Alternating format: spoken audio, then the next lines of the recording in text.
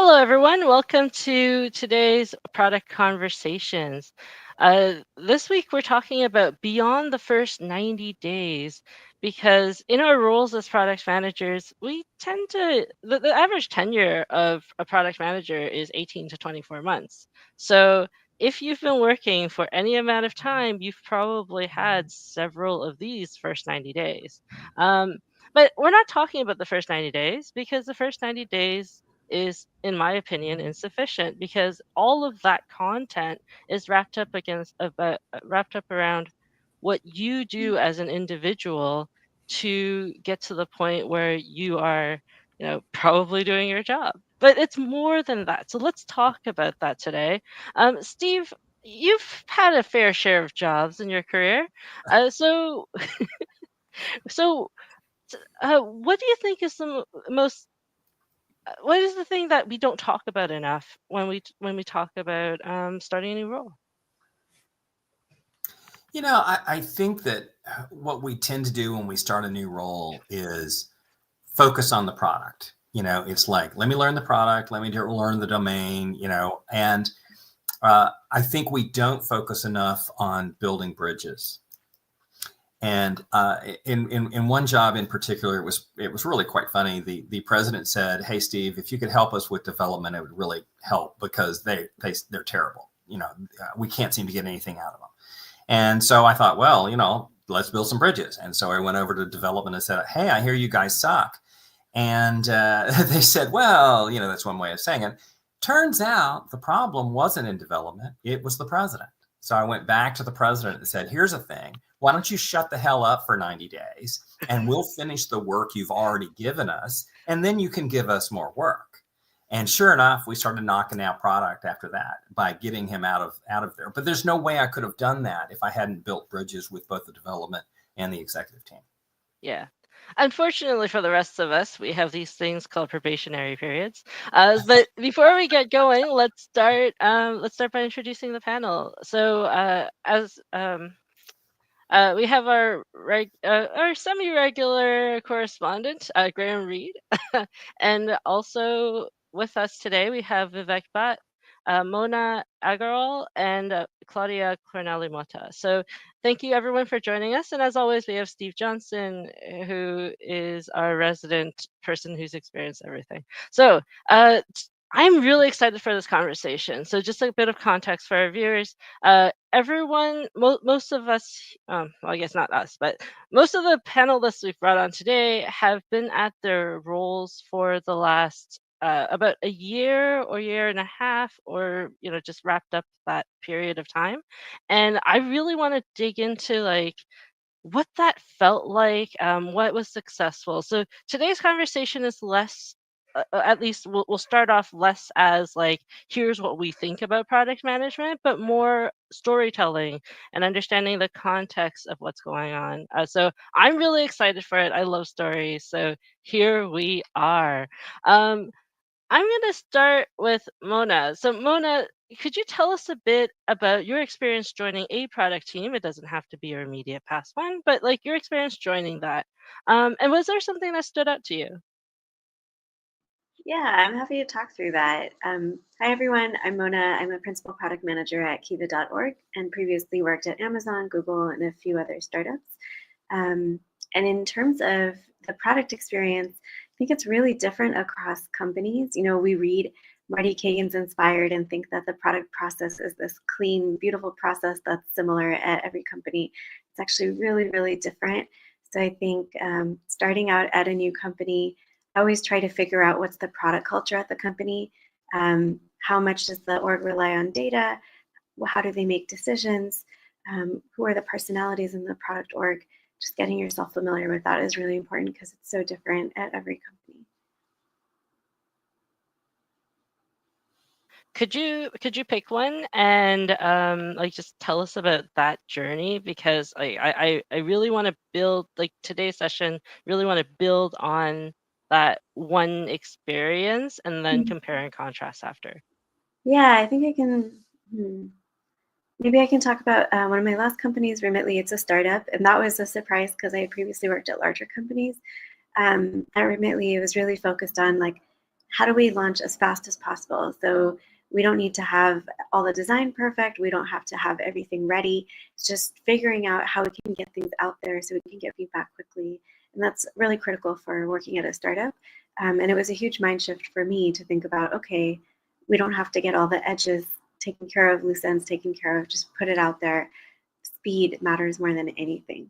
So that was a big change that I experienced at a startup.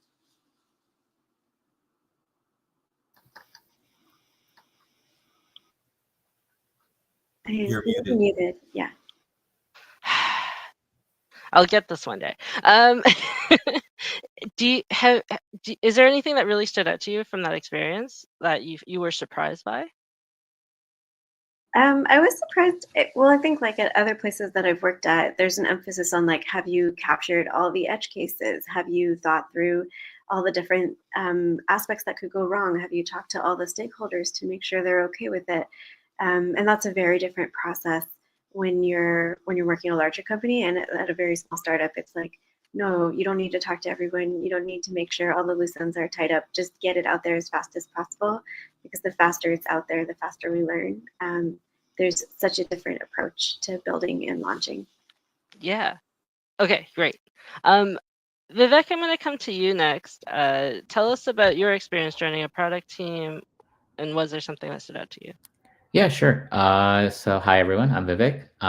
Currently I'm at Allstate and doing product there in the payments area. For me, my previous, I would say like joining a product team. So my previous role was in retail. So retail environment and insurance environment, two totally different ball games, I would say. Retail, they want to get stuff out fast. You have many stakeholders that you have to deal with. Things are quick paced, and you're seeing results happen more quickly. In an insurance environment, it's much more regulatory importance. You got to be very compliant to a lot of the technical details, and there's a lot of management that happens to make sure things are not impacting the business and like are keeping things more steady. And you want to be more aware of what's going to happen there. So when it comes to joining each team, I would say like joining the insurance team, the initial couple of days, you're really trying to understand who are your key players, your stakeholders, your customers. And at the same time, you're trying to learn the release cycle itself. Like between, again, coming from retail to insurance, it's totally different. And who are your key players? Understanding them, building relationships, as Steve mentioned earlier, are very key points that I would stress, that, things that really helped me on my journey for sure. So, and that's something I took in my first role too, that like building those relationships really helps throughout the entire journey. Yeah, and I'm sure we're going to hear a lot more about that in the rest of this conversation, building those relationships. Claudia, I'm going to come to you next. Tell us about joining a product team or perhaps moving into a new role. Yeah, for sure. Thanks very much, May. Hi, everyone. My name is Claudia. I work at Security Compass. We're a cybersecurity SaaS product in the startup scale-up space with a lot of very large enterprise customers. And so I had a very unique onboarding experience joining Security Compass, where 3 product managers were hired to start at the same time, which I had never experienced before. And really have to give a shout out to my manager at the time, Drew Coulomé, who wrote a really incredible 30, 60, 90-day plan for us. And a lot of it centered, again, on the themes that Mona and Vivek surfaced, which is really around relationships. And he was very intentional with, who should we talk to, which departments, understanding how things operated at our organization. From there, it was not explicitly set out, but he really stated, like, understand the product, understand the core workflows and our users, how they are operating, and really, here are the people and here are the specific documents that you can look at in addition to your conversations to have something more meaningful and deeper. And that really was an incredible onboarding experience that I hadn't had up until that point. I started my career in consulting, and I think you can take every client engagement as a form of onboarding. Often, as a consultant, you are not the expert in that industry or even that space, but you are being asked to learn very quickly. So by the end of the engagement, you can present back something insightful, something of value to this client that they have not been able to arrive at themselves. And I have to say, like, again, much of my career has been in the startup space, but I think this was a really great example of what fantastic onboarding looks like. And the three of us being hired together but working in different parts of the product meant that we could really support one another. We could share what we were learning with each other, even if it wasn't immediately relevant to that person. It really helped us get up to speed a lot faster. Yeah, that's great. We once had a hiring at a past company. We had a hiring spurt, but we had also completely changed everything about how we did. So we were trying to cobble together that onboarding plan, and I'm sure it could have been better had we done it more often. But like that is so cool to hear that you got your 30, 60, 90 as opposed to having to figure it out on your own. And I'm sure we are going to go back to that at some point. Last but not least, Graham Reed. Hello again, Maine. Good to see you again. Yeah. So tell us about your experience joining a product team. What stood out to you? Yeah. So, a little bit about me. I actually recently changed jobs. Actually, so I'm 3 weeks in at a company called Helios X. We're a medtech organisation based predominantly in the UK and also in the US as well. You may know us under more names. Biggest name that we are known under is MedExpress in the UK. About me, I spent 10 years as a product manager, but I've spent the past 4 years now really growing product operations across different businesses. And it's what I was asked to join Helios to build.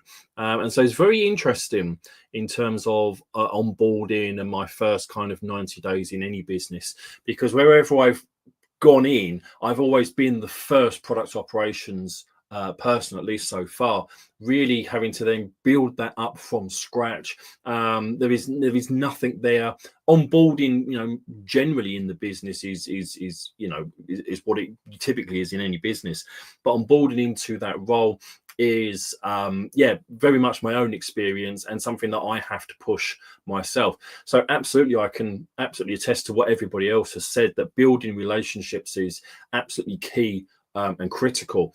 For me, actually, it's two-pronged, because I'm building those relationships for myself and speaking to those interesting people around the business. But what I'm also doing is acting on behalf of the product team, the wider tech team, to be making sure that actually I'm understanding what the business thinks of them, what they think of the rest of the business, how am I working for them and for the business to build and in some cases mend those bridges in terms of that relationship. So a lot of the work I'm doing is looking at kind of alignment of thinking, alignment of those teams, alignment of what the product team are and tech team are trying to build against the business goals. Also trying to build that confidence in the team themselves, the product team themselves, that they are doing a great job. Where can we help? Where can we enhance further? And also building that trust in the product team by the rest of the business. So last year when I was at Cobalt, in fact the year before when I started, there was quite a big breakdown in trust between the commercial side of the business and the tech side of the business. The relationship it was quite fragile, and that trust had gone in terms of what was being built. How did that align to supporting the company goals? And so there was a lot of work there to rebuild that relationship and that trust. And that was not just me kind of building those relationships for me. It was actually building those relationships on behalf of the product team themselves. Yes, absolutely. And you touched on something that I think a lot of people feel when they first join a company, especially one that is less than ideally structured or has gone through a huge period of growth or change, but things like the ways of that people work together haven't evolved with it. So I always think it's really interesting to hear about the perceptions of people joining a company and how they're feeling about it. And that's actually a great place to learn because it's a fresh pair of eyes. When you've worked somewhere for a long time, you're kind of like trapped in that bubble. Steve, do you have a story to tell? Oh, yes, I always have a story to tell. I'd like to flip it around a little bit.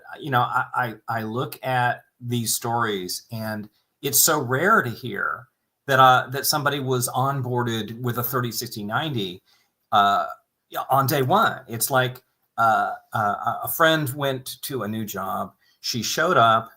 The receptionist said, "Who are you and why are you here?"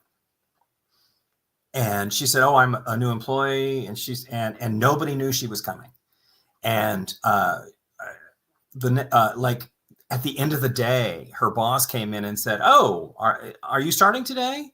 Let's see if we can find you an office. Do you have your own computer, by the way? Because it's going to be a while before we get you a computer." And it was just one screwed up situation after another. And then she actually got a call from a place she had interviewed.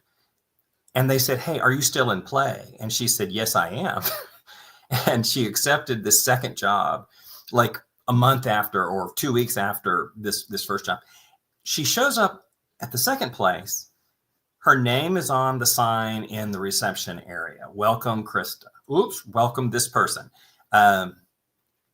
There was tchotchkes in her. Oh, she had an office with her name on it and a computer and logo gear and a coffee mug and a 90-day plan. I mean, I'm looking back at my own career, and I don't think I was ever onboarded that well. And I think it's a good message to the leadership here of, the first experience you have should be a good one. Yeah, I totally agree. I think it's really interesting because I've had that same experience. They changed my start date and didn't tell me, and this is a very large company. And I thought they'd be organized, but I was apparently very wrong. Right. So, Similarly, I talked to a guy who took a job, and the hiring manager had left. And so he shows up, and everybody's like, "Oh, didn't anybody call you?" And he's like, "Well, wait, first, do I still work here?" And they're like, "Yeah, but we may actually want to promote you to the position that the VP just evacuated," and it's like, I don't know. Yeah. Surprises aren't great when that's that first impression, right? Like everyone talks about how you're making a first impression on the interviewers and whoever's hiring you, but it's also the other way around, especially when the market gets better, which like can't stay here forever, right? Uh, I feel like people who are in the dot-com crash are like, "May, you fool." Um, so, moving on. When did you start feeling like you were a core part of the team? What changed, and did it change how you worked? So I'm going to start off with Claudia. Yeah, I mean, so in the 3 years that I've been at Security Compass, I was promoted just over a year ago in a director of product role. And so I'll talk about that experience of feeling part of the team. And I think here is where our leadership did a really good job of making sure that I was immediately added to those senior leadership meetings, ensuring that like we had skip one-on-one set up, that I was given all the information and context I needed to be successful. Now, I will say, I think often internal promotions at the same company, you are not given the same 30, 60, 90 days. The expectation now is that you will build it for yourself. And that was a stark difference to when I had first arrived. But I felt really eager to do that. So I challenged myself to make my own 30, 60, 90. So same company, but very different experience here. And I think that helped me do was really break out of like my thinking as a senior PM and now think more about the business. And I started the way I would have if my previous manager hadn't. I took inspiration from that original, but I started with stakeholder interviews and what are the biggest problems that the business is facing. And with this new information I have, how am I going to apply this product mindset so that because what got me to the director position is not what's going to make me successful. I have to change how I'm working and change how I'm thinking and even collaborating with the same departments I was working with before. So this is really, I think, one of the great parts of getting the opportunity to do an onboarding again at the same company. That's really interesting about the idea of doing onboarding again. Is this something we should all do every like now and then? Re-onboard ourselves so we like reset our assumptions? I think if you feel stuck, or if you feel stuck at work or demoralized, re-onboarding is a really great way to challenge yourself to look at things differently. And we talked right at the beginning about how sometimes when you've been there for so long, you can't see the forest for the trees anymore. You can't see perhaps maybe the easier solution. Everything feels insurmountable. You can give yourself a fresh pair of eyes by re-onboarding yourself. And it is extra work, but I think ultimately it helps bring back some of that motivation that you may need as you continue to grow in a company. Because we know startups are like dog years. 1 year in a startup is like, easily 5 to 7 anywhere else. So I think we need that reminder sometimes. 1 year. Sorry, go ahead. I was just going to say, I think there's also a case for that re-onboarding quite early on as well, because interestingly, I'm finding this right now where I am. So Helios medtech space, never been in medtech before. So I'm in my first 3 weeks here. I'm trying to learn, like I do in product operations, how the operations of the business works. But also, do you know what? I'm trying to really learn in a very heavily regulated, market and sector. And look, it's too much for me, if I'm honest. There's too much for me to take on so quickly. So actually, what I would really appreciate is, do you know what? Either in a month's time, take me through all of this stuff again, because now so much will already be solidified in my mind. I know what I'm doing on a day-to-day basis. Now I've got the capacity to take on much more stuff. And actually, it will also help me categorize and compartmentalize everything that I'm learning. Now, I don't know if that's just me, because I will be honest with you, it does take me a couple of times to learn big new areas, big new ideas, things like that. But actually, I know I would really appreciate to be talking to people again in a month's time and go, do you know what, can you just walk me through how we do what we do as a business? I get product because I've done it for long enough. I get product operations. I know what's required of me. But can you now explain some of these other bits and pieces again? Because to be honest, you told me all on day one. It made a lot of sense to you. It didn't make much sense to me. So just walk me through it again. I want to call it something you both mentioned a little bit, which is the capacity to take a step back and reevaluate where you are. Pamela said that she used the Christmas break to reexamine what she was working on. And I think it's really important to just have that ability, because a lot of product managers, when you talk to them, they talk about being burned out. They talk about working too many hours, and you can't assess where you are if you don't have time to do so. You can't assess where your product is in the market if you don't have time to do so. So I think the whole onboarding conversation and challenge, does it ever end, right? It's really, I think it's worthwhile thinking about that. Maybe we'll touch on that a bit later. Mona, I want to come to you. When did you start feeling like you were a core part of the team? Was there something that changed for you? Yeah, that's a great question. I think when I reflect on it, it's really tied to delivering value for your manager. So I can think of 2 instances, and every manager is different. What they care about is different. When I was at Remitly, I had a manager who was really focused on delivering quickly. I had mentioned speed of delivery, and so just putting a feature out quickly and being able to launch fast really earned his trust. And then I felt really included in a lot of what the team was doing, and felt like I had built trust in a way where he would come to me for advice or tell me more about what was going on with the team. And then similarly at Kiva, where I'm at now, my manager was very different. think they were trying to figure out how to manage operations, given that there were so few PMs on the team. And so the immediate value was totally different. In this case, the immediate value was thinking about how I could work with engineering to prioritize what needed to be done, because they didn't have a person doing that. And so just being able to step in and figure out what are all the pieces that I may not know very well, but figuring out what to put at the top and why, being able to communicate that really earned trust as well.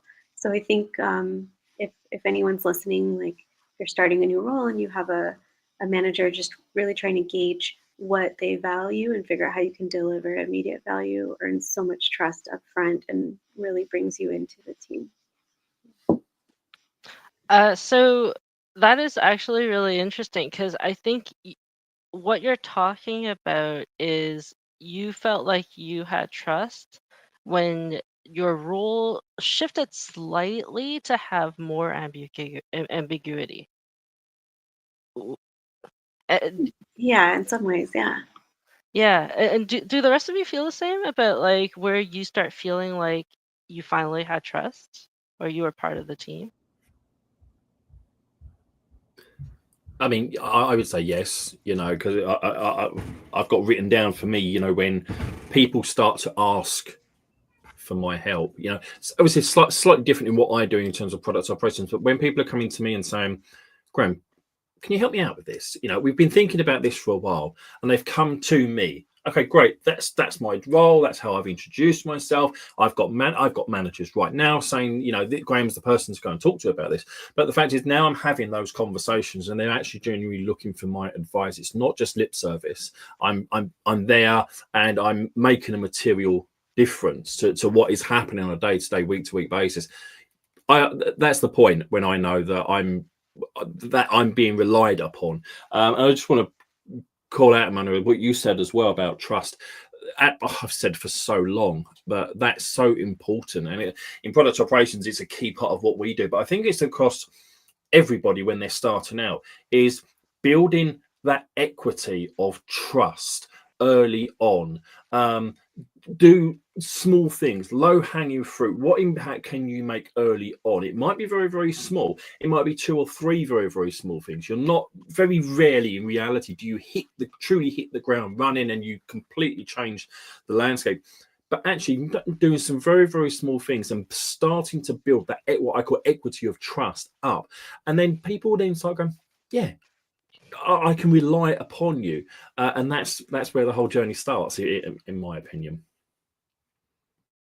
Yeah, absolutely. Like it has to start somewhere, right? It's either our responsibility as individuals or the organization's responsibility, or maybe it really should be both, right? So, Vivek, before we move on, I'm going to come to you for your story. When did you start feeling like you were a core part of the team? Yeah, sure. Actually, when everyone's talking about all their different experiences, I started thinking that um, kind of when things start becoming routine and you start recognizing those acronyms that people initially talk about and you have absolutely no idea what they mean, and you start understanding, oh, this is like when it becomes familiar, you start understanding what they mean, and even the other teams sometimes that you might hear about, and you start actually relating to those teams, like, oh, I know who you are.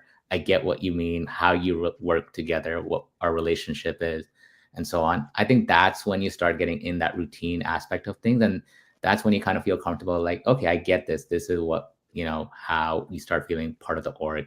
And I think what folks touched upon, that, when you take a step back and you actually have the room and space to think about your product and how it is in the environment, that's when you can really, think beyond your immediate kind of scope. And I think that's usually the point of time when you're definitely part of the core team, but like that's when you can think beyond that. So that's what I would say for sure. Yeah. Well, one of the things I tell people is that the 3 really big things that impact your role as a product manager and really everything around you is your product, your market, and your organization. And anytime those things change, what you do changes. Not even just like what you do for your product, but what you do in your day to day. So it's always interesting to think about like how it kind of reflects in, especially when people are working really head down in their roles, like trying to focus on their product, and that reflection come out. So beyond the time when you felt like you were finally a core part of the team, were there any other major inflection points, and where you felt like things shifted to, in terms of like the team dynamic, the organizational dynamic, how you saw your role, like where did that happen? And do you feel like there was a thing that caused that? Because we're talking about really the first year and a bit at a company. And a lot of the time when we talk about what worked, it's really in that really early phase. But over the longer term, I'm sure there are other inflection points that changed and shifted. Steve, I want to come to you first because I feel like you have an idea about that. I've found that trust is earned rather than given. And I really like Graham's point about when people start coming to you for advice, you've become a trusted advisor. And a lot of times in our promotional stuff, people will write, we're your trusted advisor. No, that's what you want to be. But when you have proven that you can be trusted and can advise, that's when you actually become a trusted advisor. And I had just a wonky situation. The first person I hired as a product manager, I ran into a kind of a meeting conflict. So I went to a meeting, and he and I were both in the meeting. And I said to the leader of the meeting, which one of us is leaving? Both of us don't need to be here. And they said, well, we need Bruce because he knows stuff, which, as a VP, I guess that means I don't know stuff, but okay. And they said, well, and I said, well, then why do you need me? And they said, well, you can make decisions. And I said, oh, I don't make decisions. Bruce makes decisions. And they said, oh, then we don't need you. And I went, hallelujah, I'm out of here. And I kind of accidentally showed them that I trusted Bruce and his decision making, and he wasn't gonna. He didn't need to escalate anything to me to have it approved. Again, it was kind of an accident, but it was mostly me showing the greater team that Bruce had my trust. I wonder how many times we should go back at the end of the call and like count how many times we've said the word trust today, because I feel like that's what it is. Like, all right, inflection points. Mona, I'm going to come to you first. Yeah, when I think about inflection points more recently, I think whenever someone in a leadership role leaves or joins the team, that's a major inflection point for me. The team dynamic completely changes when someone leaves or joins. And I think figuring out why that person left and why that person is coming can help prepare for any of those types of inflections. And how do you react to that? Like, because it's often such a big change. Could you maybe give an example of one that kind of disrupted a little bit? I can come back to you if you like. Yeah, come back to me. I'm going to try to, there's so many examples. I'm trying to think of which one to talk through. Yeah. Yeah, sure. Vivek? Yeah, for sure. I think a key inflection point, like I've always seen, is like usually when an org has a change in direction, and generally when that happens, it's usually a new VP comes in, or like they have some sort of new agenda, and they'll be like, "This is a new way of working." And there's two ways to always think about it. You can try and identify what are the benefits in that new working style, or you can try and find the negatives from there. And ideally you want to focus that, okay, let's adopt the benefits, and that's like the great part, but the negative part you want to try and make it as small as possible, impacting to your current team. And as you try and make it efficient and almost like it's a big scope, but you try and make it fit to your box. And so that's typically what I found in the inflection points, and it really makes a major impact. Like you start seeing that people start becoming more enthusiastic, they're more into it because they start seeing the actual value that, hey, this positive change that they're trying to bring, it's kind of bringing, like, it's making things easier for them. And in some parts it can also be harmful, where some changes can add more middle management in between. So again, there's pros and cons to every change, but most of the time, when there's less, middle layers to go through, it makes life easier. I, I wonder if there's any positive inflection points. As a lot of the time when we think about like major changes, oh my gosh, everything's about to change again. It's different. So I think one example I kind of want to insert in here is when we got access to data. When like we went from just having a Power BI dashboard to having direct access to our databases with Looker. And that completely fundamentally changed how people talked about everything in the company. And that change just allowed people to have very different conversations and to have like data backed conversations and to really like show sales what they're asking for might not be feasible, or operations come to products and say like, this is a really big problem. 100 people are using this sheet that we thought was defunct, and like they're using it to process their payments, right? So things like that um fundamentally change that organization. And I yeah, that's one thing I was really excited about. um Claudia, I want to come to you next. What are some of your inflection points, because you've kind of had like a major one in the middle, but yeah. Yeah, I think a big inflection point for me has probably been to complement Vivek's point as someone in that middle management position.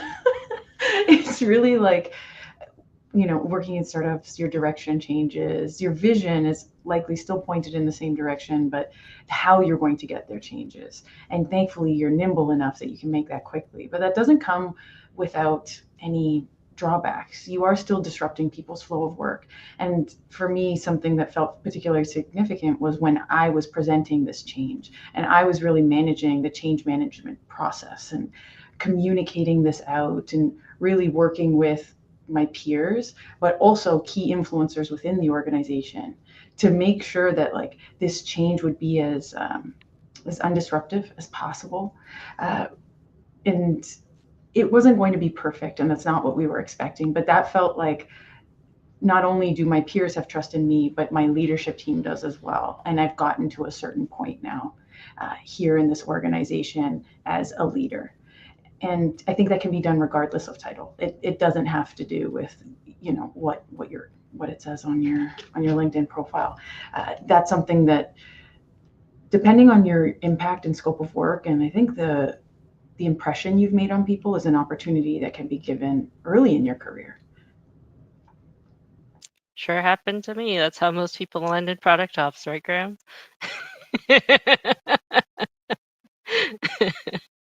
Mona, I want to come back to you. Do you have an example you'd like to share? Yeah, I do have an example. So I had a head of product at Kiva. That head of product left, and we got a new head of product. And I think that I think there's always an opportunity to see like what are the opportunities with a big change like that. So with the new head of product that we got, I think some of the great benefits were, a lot of the PMs were doing a lot of project management work. And when that leader came in, they said, hey, why are PMs doing project management? Maybe all the PMs should be focused on visioning. Very different approach and very positive change, right? And so then you can take your shift away from that. Another big change with that leader was that they were a visual thinker. So, previously when I worked at Amazon, people write documents, people write out what their PRDs are. This leader wanted everything done visually. So everyone started making everything in FigJam. Totally different approach to product. And that did require some change on my end. So I had to adapt to that. So I think that if you try to take every change that comes in as an opportunity to shift in a positive way to whatever the leader is looking for, you can be very adaptable. So that's just one example, but those things are always happening anytime you get a new leader or a different style of leadership. Absolutely. I always love stories of when product managers get to start doing product again. So yes, thank you for sharing. Uh, Steve knows this. Graham, I'm going to come to you next. What are some of the inflection points you've had? Because you're in a very, you were in a very, you're often in a very different role than most product people. So Interestingly, and I'd be keen to hear what other people on the call think about this, because I think you've all touched upon the same thing, which is new people joining and bringing their own ways. And one of the things that I've kind of written down here that is also a very interesting kind of inflection point is the point at which those new people, typically senior leaders, stop thinking about the things that they've been tasked with. So these people have come in and they have, they want to do something different. They want it to be more visual reporting rather than written reporting, things like that, whatever. And how much of that is because actually they're not only trying to make them up, but they're also trying to really focus down and hit their own quick wins, build their own trust with their bosses, with the CEO or the board or whoever, very, very quickly. And so they're putting a lot of demands on the people at the next levels down to them because they're trying to impress. They're coming into their job like we all do in a job. And we are then also being dragged along with what the initiative they want to do. And I think a very interesting inflection point is when those individuals are then settled, when there is a lot less, I guess, pressure to impress, and they're much more settled, then what is that change that then filters back down the chain as well? When we're all not jumping to try to appease those people and their changes they want to put in place, and that quite often the changes they're trying to put in place is to impress somebody else, is to put their own mark, that they were hired and they're building their own trust themselves.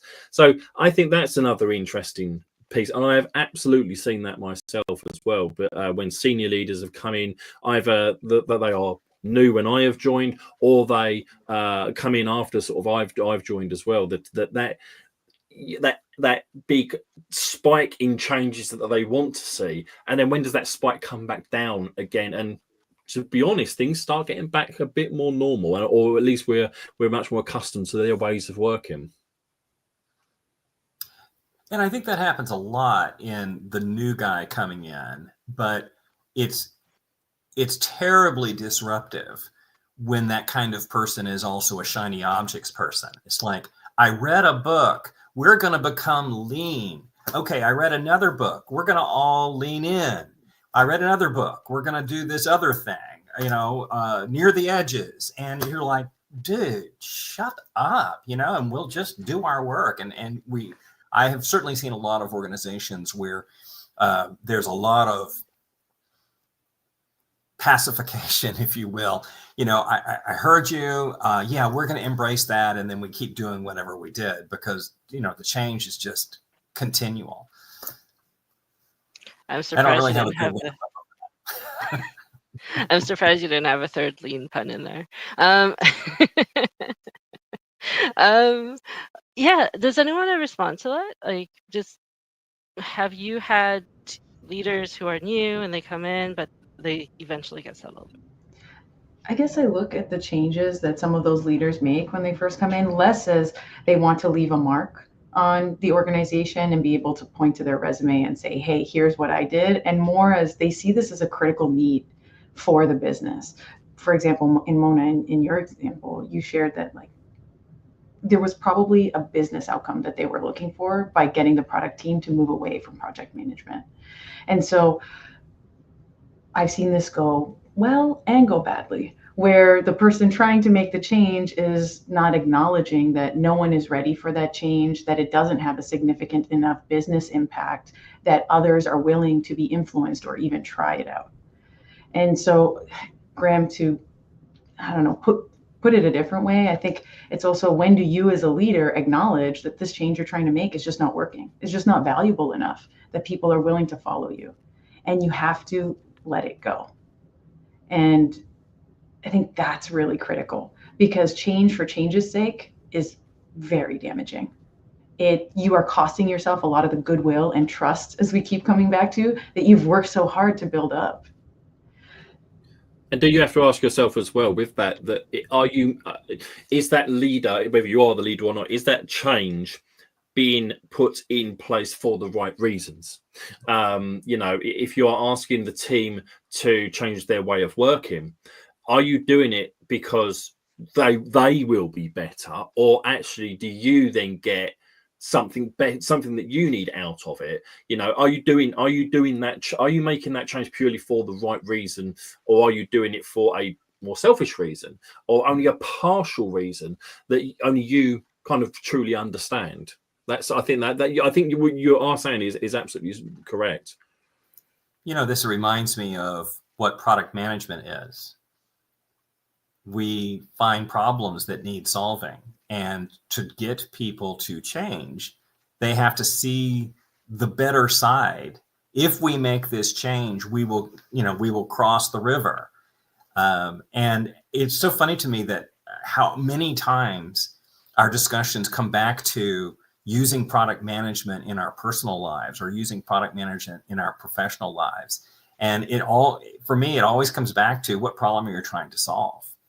And in the case of lean in, lean on, lean the other thing, it's like, no, I'm doing that because I read a book, not because I have a vision of, a different place. Yeah. I want to get the IC's perspective. So Vivek and Mona, because you've definitely we've all experienced a leader coming in, implementing a thing, getting buy-in, and then kind of changing that shift. Like, do you have a story in mind that you'd like to share? Yeah, for sure. I mean, in my case, I'll talk a little bit about an earlier experience where the leader essentially, asking customer questions was something the org had never really done, and actually going up and just being like, "Hey, what do you like? What do you not like?" and stuff like those kind of survey type questions, but in a more easy flowing manner was something that was never done by the org. Usually, it's done through a third party or whatnot, and then those questions get filtered, and then you eventually get those results. But instead of relying upon that, actually going up and asking those questions directly changes the entire conversation directly, because what we realized after a couple surveys and stuff, that like the problems that people were having were consistent, and then the results that you could derive from that, and leading to this is what we need to focus on, to what to build and what not to address this, it came much more naturally. People had hypotheses, but like actually getting your customer telling you what they want changes the entire conversation. And that sort of impact that the leader brought in was different. And it was completely like, oh, we shouldn't have done that. There was like, what's the impact? What's everyone else going to say? They kind of went like, we're going to do this and we're doing this. And they went and they kind of disrupted that whole sort of environment. And we got the results, and we were able to produce based on that. But it's just a different way of approach. Their mindset was different when they kind of approached that, and it kind of got us like inspired that like, hey, if he's doing this, he's kind of changing the way that they're working. We can also do this. We feel empowered that they have our back that way. Oh, Mona, you're on mute. Oh, yeah, I was just agreeing with you, Vivek. Yeah, I think an example that I can think of is last year at Kiva, a couple of our engineering teams were combined. And I'm sure everyone has discussions around, hey, should every PM have their own engineering team, or should PM share a larger engineering team? And everyone has a different opinion about what works and what doesn't work. I think at the time, a lot of the PMs did not want a combined engineering team because it's hard to figure out who's working on what, and it's a very large team. But engineering did want that team. And so I think in those types of situations, when there's a big change, you always voice what your rationale is and why and what you support. But sometimes if a decision is made, you can provide your feedback, but the decision is made. And so I think in those situations, what I've tried to do is capture data on like, hey, this is the consequence, or we see this happening repeatedly, and then sharing that feedback. And I think this year, I think they've decided to switch up the teams again, so potentially split them out again. But sometimes you just have to go along with the change until there's sufficient evidence to show that maybe a different change should occur. Yeah. So I have a theory, and I'll test it with you. Every time we fundamentally change the way we work together, do we need to re-onboard our teams? I think it's a good practice probably that people might want to implement. I mean, it sounds like something we should be doing, because there is an impact to who your stakeholders might have changed, your key point of contacts might have changed, and to the way of your working, like your release cycle might have changed or whatnot. So all those different things do add up. So I think it's a fantastic idea and definitely something to keep in mind. I want to expand on that question. Should we regularly re-onboard our teams? Do we have the capacity? I mean, yeah, I think to Vivek's point, in the real world, it's very difficult when you think of the limited time and people that you have available and energy to spend on it. But a team is always evolving and changing together, getting stronger. And so resetting expectations, raising the bar, that's critical. For example, I mean, when you do a large engineering change like that, it doesn't just affect engineering, it also affects the Agile department, it affects operations, it affects product. I think it's really important to have those level setting conversations. I've never worked with you before. What do you expect from me? You likely worked very differently with the last Agile coach, with the last set of stakeholders, the last QA person. Or if this team is continuing on, we did so well. Can we raise the bar a little higher? Can we push ourselves a little bit more and continue growing? I love the idea of re-onboarding, and I'm going to probably ambitiously challenge myself to do some of that. Before the Yeah, like it new doesn't have to be a full like 30, 60, 90, but more of a like take the time to step back and reset, take the time to talk to the team about, who we are as a team. Especially like if you have a new product leader. I think oftentimes that new product leader is trying to establish the role of the product team within the larger organization. And if that has changed, like, do your product managers know it? They might feel it, but that was another inflection point, but they might not know why it's happening. So I think having that conversation really helps, especially like as people grow up in their careers and like learn what product is. I want to call out something that Pam says. New teams mean a new team chartering. Not all managers recognize that it's needed. And I think that's really important. Like, is there a new team? Are you spinning up a research discipline? Like, let's talk about it. Let's understand what it is and let's talk about how we work together. Um, does anyone have anything to add to this conversation or this part before I move on to the last question before the last question? Well, I do want to add that, theoretically, that's what the retrospective was supposed to be. It's generally not, but on a periodic basis, and probably not every sprint, but once a quarter, twice a year, at least once a year, looking at this team or this family who are building products together. What are we doing right? What are we doing wrong? Where could we improve? These are really important questions. And I encourage product managers to engage in those with every team they work with. And I think it's fun. Rich Mironoff has written a number of articles about how product is a team sport or it's like a family. And it is like a family. And imagine if we every 6 months said, oh, you have a new mother now. We're going to swap parents or we're going to swap children. And it's like and we do this so casually in business where we swap out developers or swap out product managers. And if at the beginning of our session, May, you called out the product manager stays for 18 to 24 months. So, hey, we get a new mommy every 24 months or less. Seems like we ought to have a family council periodically. For sure. If you boil it down enough, ultimately it's resetting expectations each time. As the leader, what are your expectations of the team, and what should the team expect of you? And and you can then flip that in every direction. That's ultimately what this comes down to is, look, how do you work? How do you want me to work? How do we work together? How do we have that relationship? So it's resetting the expectations every time. And it's I forgive me, I forget who said it, but about as the team is evolving, doing that and taking a step back, see how the team has evolved over the course of that year, and then saying, okay, now are our expectations still the same as they were before in terms of what we should be delivering, how we should be working together? And another point, and Steve, I think you said about this. That is what the retrospective is supposed to be for. Actually, kind of doing that on a yearly basis or half-yearly basis, quarterly basis, whatever.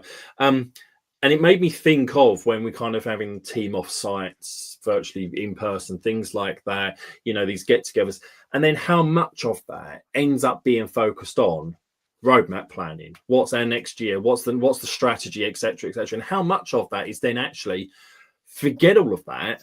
How are we actually working together? How can we improve our ways of working rather than focusing back upon what we need to be delivering for the business?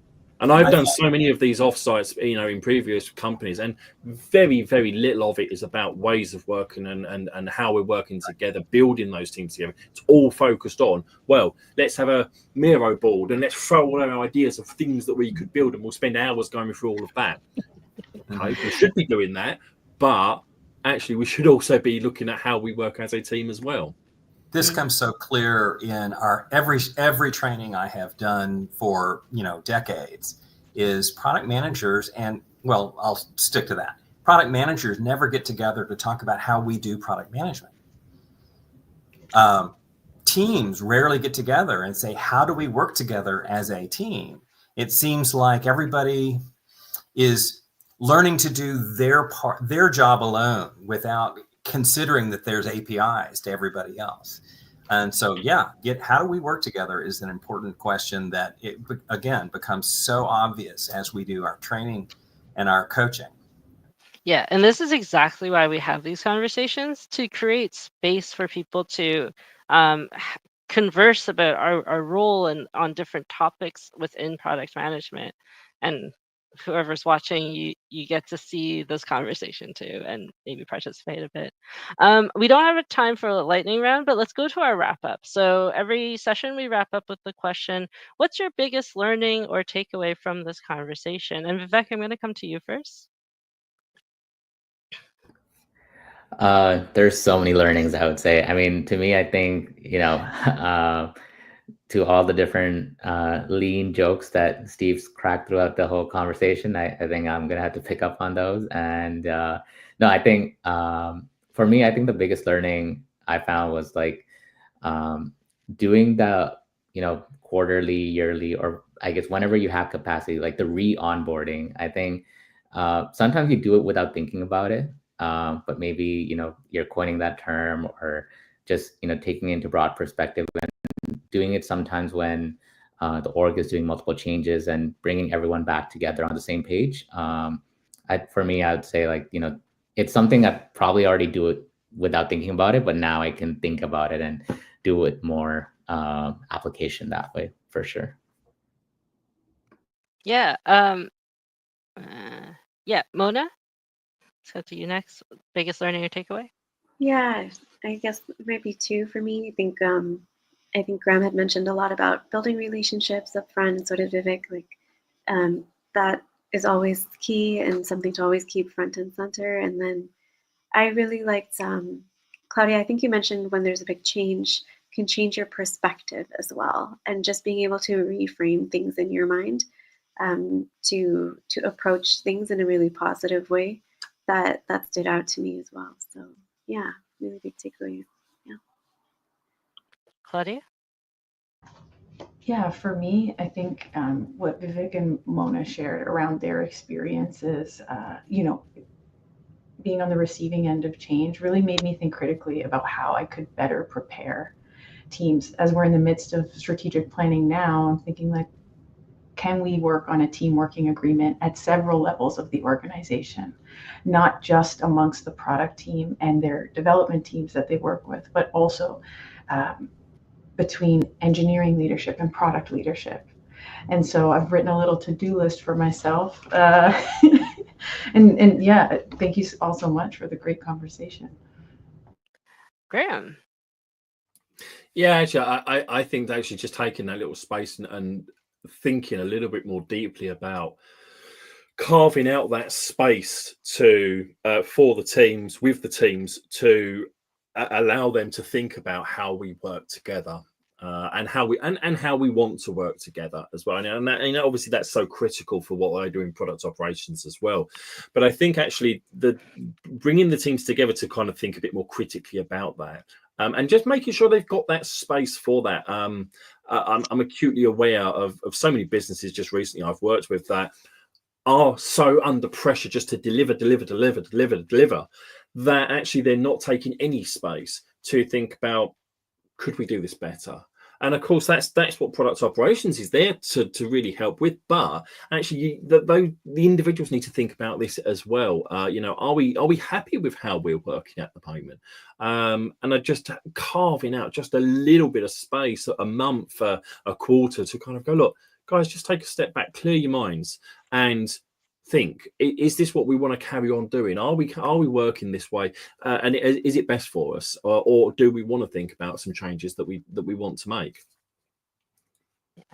This is why I have you on, so I don't have to plug product ops. Thanks, Graham. Steve, biggest learning or takeaway? Well, I'll just come back to trust is earned, not given.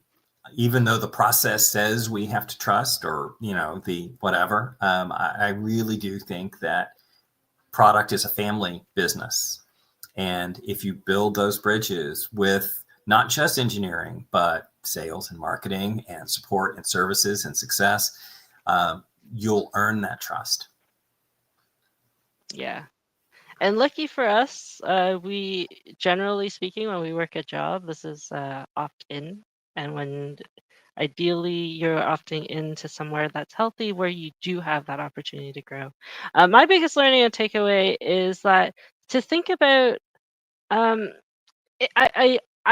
thought that it was really about the organization setting people up for success, but I think it's two directional, because a lot of us come in with assumptions, and we have to meet our new people where their assumptions are at in terms of what the role is, how the organization works, and just be prepared to adapt our onboarding process to make sure they have enough support to flourish, but it goes far beyond the 90 days.